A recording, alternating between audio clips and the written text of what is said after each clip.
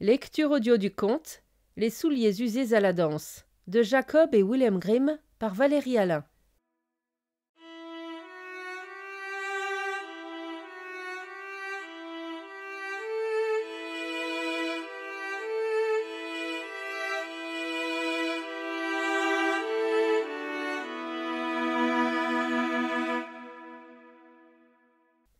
Il était une fois un roi qui avait 12 filles, toutes plus belles les unes que les autres. Elles dormaient toutes ensemble dans une salle où leurs lits se trouvaient côte à côte, et le soir, quand elles étaient couchées, le roi fermait la porte et tirait le verrou. Mais quand il ouvrait la porte le matin, il trouvait leurs souliers usés d'avoir trop dansé, et personne ne pouvait dire comment cela s'était produit. Le roi fit alors proclamer que celui qui trouverait où les filles passaient leurs nuits à danser aurait le droit de prendre l'une d'entre elles pour épouse et hériterait du royaume, mais que celui qui n'aurait rien trouvé au bout de 3 jours et de 3 nuits devrait le payer de sa vie. Il ne se passa pas longtemps avant qu'un fils de roi vienne se proposer pour tenter sa chance dans cette épreuve hasardeuse. Il fut bien reçu et, le soir, on l'emmena dans une chambre contiguë à la salle où dormaient les princesses. On y dressa son lit, et il devait tendre l'oreille pour savoir où elles allaient danser. Et pour qu'elle ne puisse rien faire en secret ou emprunter une autre sortie, la porte de la salle fut laissée ouverte. Le fils de roi, quant à lui, sentit ses paupières tomber, comme si elles étaient en plomb, et quand il se réveilla le matin suivant, les 12 princesses étaient allées danser, car les semelles de leurs souliers étaient trouées. Le 2e et le 3e soir, il n'en fut pas autrement, et on lui trancha la tête, sans pitié. Il en vint encore beaucoup d'autres comme lui pour tenter leur chance, mais tous y laissèrent leur vie. Mais voilà qu'un jour, un pauvre soldat blessé et qui ne pouvait plus servir dans l'armée se trouva sur la route qui menait à la ville où habitait le roi. Il rencontra alors une vieille femme qui lui demanda où il allait. « Je ne sais pas très bien moi-même, dit-il, et il ajouta pour rire, « J'aurais bien envie de découvrir où les filles du roi dansent à en user leurs souliers et de devenir roi ensuite. » « Ce n'est pas aussi difficile qu'il en a l'air, répondit la vieille. Ne bois pas de vin qu'on t'apportera le soir, et fais semblant de dormir profondément.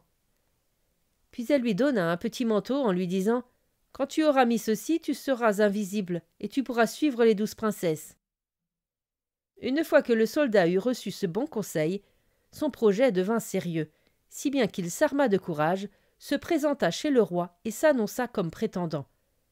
Il fut aussi bien reçu que les autres, et on lui donna des habits royaux. Le soir, quand vint l'heure de dormir, on le conduisit dans l'antichambre des filles du roi, et lorsqu'il fut sur le point d'aller se coucher, l'aîné lui apporta un verre de vin. Mais il avait attaché une éponge sous son menton, et il y fit couler le vin sans en avaler une seule goutte. Puis il se coucha, et après être resté allongé un moment, il se mit à ronfler comme s'il était plongé dans le sommeil le plus profond. Les 12 filles du roi l'entendirent, éclatèrent de rire, et l'aîné dit « Encore un qui aurait mieux fait d'épargner sa vie. » Ensuite elles se levèrent, ouvrirent des armoires, des boîtes et des coffres, et en sortirent des robes somptueuses.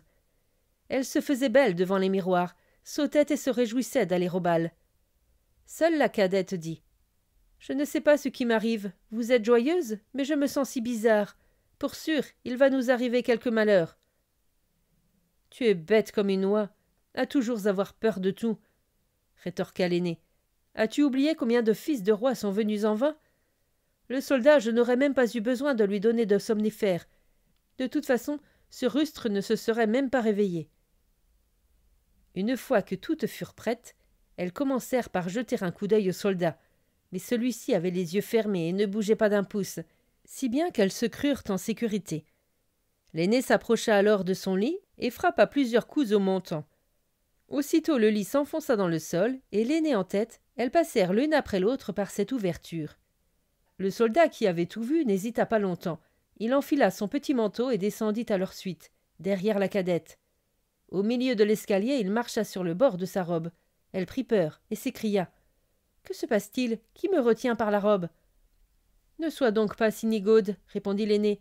Ta robe a dû se prendre à un crochet. » Elles finirent de descendre, et quand elles furent tout en bas de l'escalier, elles se trouvèrent dans une somptueuse allée bordée d'arbres dont toutes les feuilles étaient en argent et brillaient de 1000 feux. Le soldat se dit « Tu vas emporter une preuve. » Il cassa un rameau, et un bruit terrible se fit entendre alors depuis l'intérieur de l'arbre. La cadette s'écria de nouveau « Quelque chose ne va pas. Avez-vous entendu ce bruit ?» Mais l'aîné répondit « Ce sont des tirs de joie, parce que nous aurons bientôt délivré nos princes. » Elles arrivèrent ensuite dans une allée bordée d'arbres aux feuilles d'or, et enfin dans une troisième où elles étaient de purs diamants. À chaque fois, le soldat brisa un rameau, et à chaque fois un craquement fit sursauter de peur la cadette. Mais l'aînée continua de répéter que c'étaient des tirs de joie. Elles poursuivirent leur chemin et parvinrent à un grand lac sur lequel se trouvaient 12 barques avec un beau prince dans chacune d'elles. Ils attendaient les 12 princesses, et chacun en prit une dans sa barque. Quant au soldat, il monta avec la cadette. Le prince dit alors « C'est étrange, la barque est beaucoup plus lourde aujourd'hui que d'habitude, et je dois ramer de toutes mes forces pour la faire avancer. »« D'où cela peut-il bien venir, si ce n'est de la chaleur ?» répondit la cadette. « J'ai en effet très chaud, moi aussi. » Cependant, de l'autre côté de la pièce d'eau se trouvait un beau château qui brillait de 1000 feux, et d'où résonnaient des sons joyeux de tambours et de trompettes. Ils arrivèrent sur l'autre rive, entrèrent dans le château, et chacun des princes dansa avec sa bien-aimée. Quant au soldat, invisible qu'il était, il dansa aussi avec les princesses, et à chaque fois que l'une d'elles prenait un verre de vin, il le vidait, de sorte qu'il était déjà vide quand elle le portait à ses lèvres. Cela effraya la cadette, mais l'aînée eut toujours le dernier mot. Elles dansèrent ainsi jusqu'à 3 heures du matin, jusqu'à ce que leurs souliers fussent usés et qu'elles dussent s'arrêter. Les princes les firent retraverser le lac, et cette fois le soldat prit place dans la barque de l'aînée. Sur la rive, elles prirent congé de leur prince et leur promirent de revenir la nuit suivante. Lorsqu'ils furent en bas de l'escalier, le soldat se mit à courir pour prendre de l'avance, se coucha dans son lit, et quand les 12 princesses montèrent lentement l'escalier, tant elles étaient fatiguées, il ronflait de nouveau si fort qu'elles l'entendirent toutes et dirent « De ce côté-là, nous sommes tranquilles. » Elles enlevèrent alors leurs belles tenues, les rangèrent, posèrent leurs souliers usés sous leur lit et se couchèrent. Le matin suivant, le soldat ne voulut rien dire, pour pouvoir revoir ce spectacle étrange, et il accompagna de nouveau les princesses la 2e et la 3e nuit.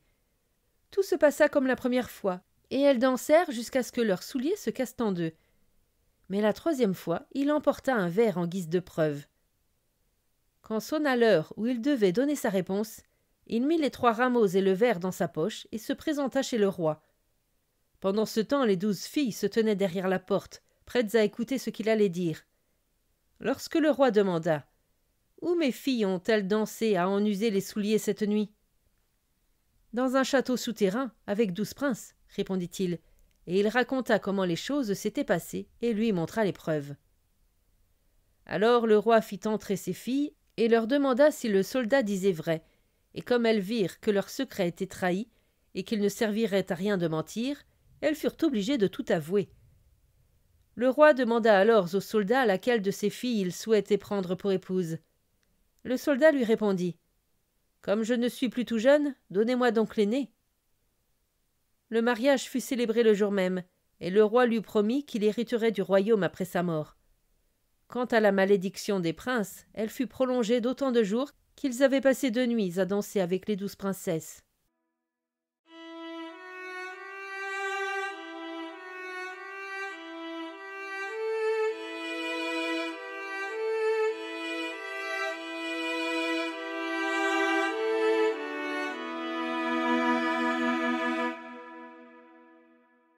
Fin de la lecture du conte Les souliers usés à la danse. Merci de votre écoute. Je vous rends vos oreilles.